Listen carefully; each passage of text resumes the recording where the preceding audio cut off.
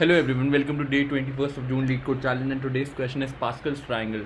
In this question we need to return all the rows of the Pascal's triangle, and we are given the number of rows that the Pascal triangle will gonna have.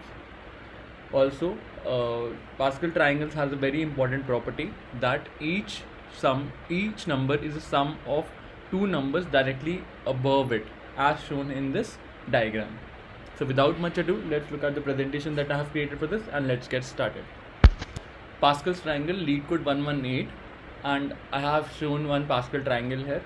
It has a very important property that any number is equal to the sum of two numbers directly above it.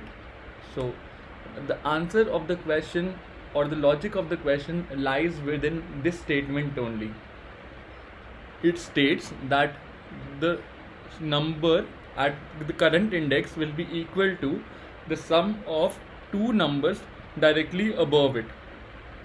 So if you look at this triangle, you'll understand one important property of it, that this 2 is coming from this 1 and this 1, sum of these two ones. This 3 is coming from this 2 and this 1. This 3 is coming from this 1 and this 2.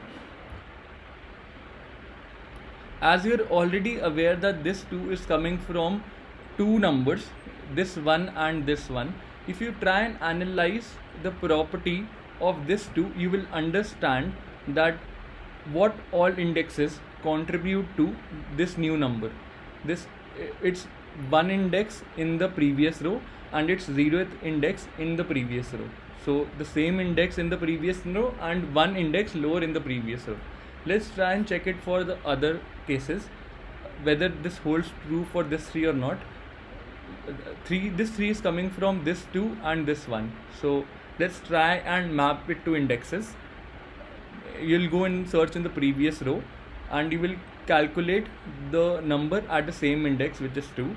You will calculate the number which is at one lower index, which is 1, and you'll add these two to generate the new number. This is the crux of the problem, and if in any case it lies beyond the boundary, less than 0 or greater than the number of rows that we have, we will assume it to be 0. Also, now comes the question, how do we get to know how many elements should be part of the current row? It is equal to the row count itself. Here the row count is 1, here the row count is 2, here the row count is 3, here the row count is 4. And let's try and build the last row itself, assuming we have built the Pascal's triangle up to 3 rows. So you got the first number, you are interested in building the first number, and you will pick up the previous row, and the condition is the number at the same index, which is 1, same index in the previous row, you get 1, the right part as 1, and since I is equal to 0, you can't go and search for the left number because it doesn't exist, so you'll assume it to be 0. So 1 plus 0 is 1, so you'll add 1 here. Let's move ahead, and you will again search for the previous row, and you will check the number that is there at the same index, which I'm calling it as right number. So you get 2. So you get 2, and then you will search for the left number, which is at one index lower than the current index that we are building. So this is 1. So 2 plus 1 is 3. So 3 gets formed. Let's continue the process. Now we are interested in building the second index, and you will go and pull out the third row because we are building the fourth row, and you will check the element that is there in the Pascal's triangle at third row at the same index. So you get the right index as 1, right part as 1, and then you will search for the left part, which is the number at one lower index, which is 2. So 2 plus 1 is 3. 3 gets added, and the last row element is 1 by virtue of pulling out the left index, 3 minus 1, which is 2, from the previous row. You can't pull out the right index because it is beyond the limit of the right row. I hope this logic is clear to you, and we will simply code what we said. Talk less, code more.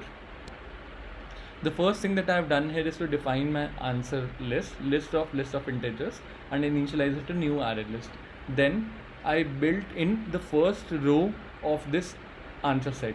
I initialized a variable row 2 equal to 1, and I created the first sublist and added 1 to it, added it back to the answer set, and I started building the rest of the rows. I explicitly did it beyond this while loop because I need to had one previous list before, otherwise there will be few checks over here which I never wanted to keep.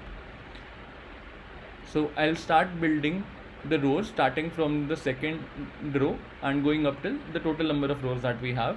I'll pull out the previous row from the answer set, ans.get row -1.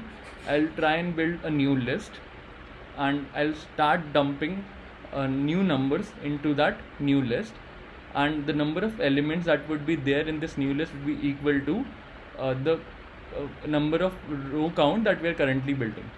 I'll check in for the left entry, I'll check in for the right entry.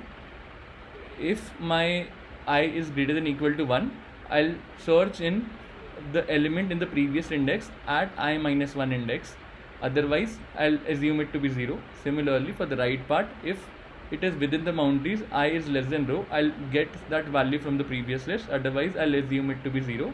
I'll add these two numbers, and once I'm done building the new list, I'll add it to my answer, increment the row count, and simply return the answer in the end. Accepted. I hope you enjoyed today's session. If you did, please don't forget to like, share and subscribe to the channel. Thanks for viewing it, and have a great day ahead.